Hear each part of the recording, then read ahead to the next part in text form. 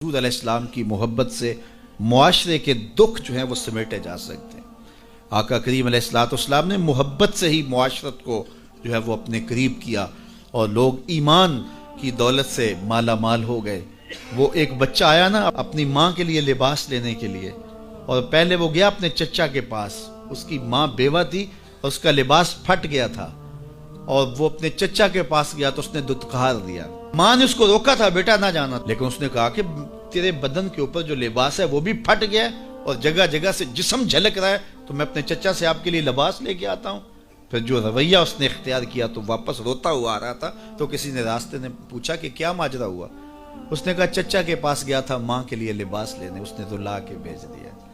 اللہ اکبر۔ تو اس نے کہا کہ جا سین حرم میں محمد نام کا ایک شخص بیٹھا ہوا ہے، اگر تو اپنا دکھڑا اس کے سامنے پیش کرے تو وہ امید ہے تمہیں رد نہیں کریں گے، لیکن سن لے ان کا دین کوئی اور ہے۔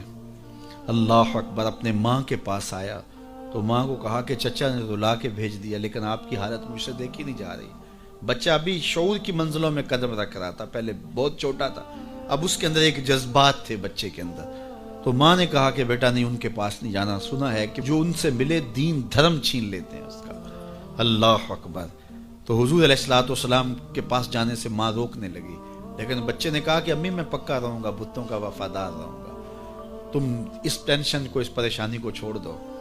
اور حضور کی خدمت میں حاضر ہوا۔ حضور صحن حرم میں چادر اوڑے بیٹھے ہوئے تھے، اور جا کے کہنے لگا میں پہلے بات آپ سے کر لیتا ہوں، آپ کا دین میں نے قبول نہیں کرنا۔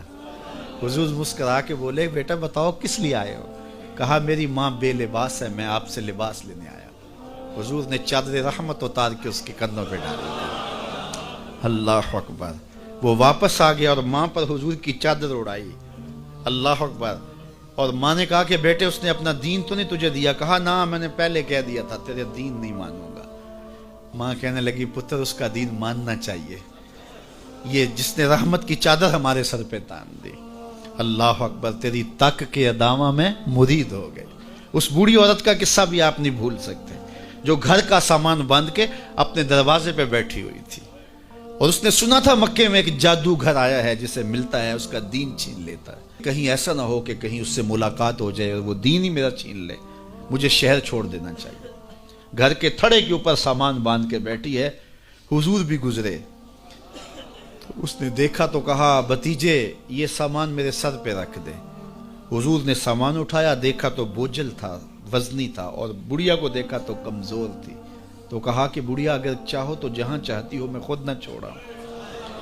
اس نے کہا اس سے بڑی مہربانی کیا ہوگی؟ حضور نے سامان اٹھایا ہوا ہے اور بڑھیا سے باتیں بھی کرتے جا رہے ہیں۔ تو بڑھیا کو کہا کیوں جا رہی ہے؟ اس نے کہا کہ سنا ہے یہاں ایک جادوگر ہے جو لوگوں کا دھرم لوٹ لیتا ہے، لوگوں کا دین لوٹ لیتا ہے۔ میں نے ساری زندگی بتوں سے وفا کی ہے، میرے آباء و اجداد نے بتوں سے وفا کی ہے، میں چاہتی ہوں دین اجداد ہاتھ سے چھوٹ نہ جائیں، آخر اس شہر میں رہتی ہوں کہیں مل نہ جائے۔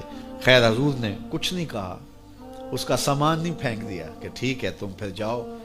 سامان اس کا اٹھایا اور جہاں تک اس نے جانا تھا سامان پہنچایا، سامان سپرد کر کے واپس پلٹنے لگے۔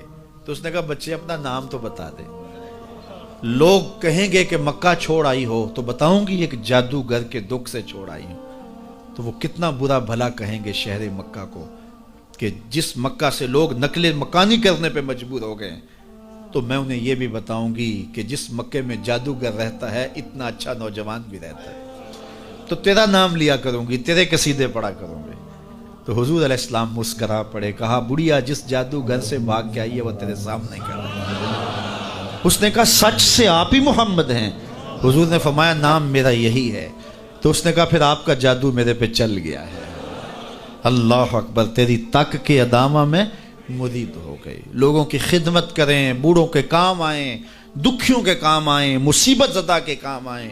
حضور یتیم ہو کے یتیم پرور تھے، لاچاروں کی مدد کرتے، لوگوں کے گھروں میں پانی بھر کے دے دیتے، اور دکھیوں کے کام آ جاتے اور مصیبت زدوں کے کام آ جاتے۔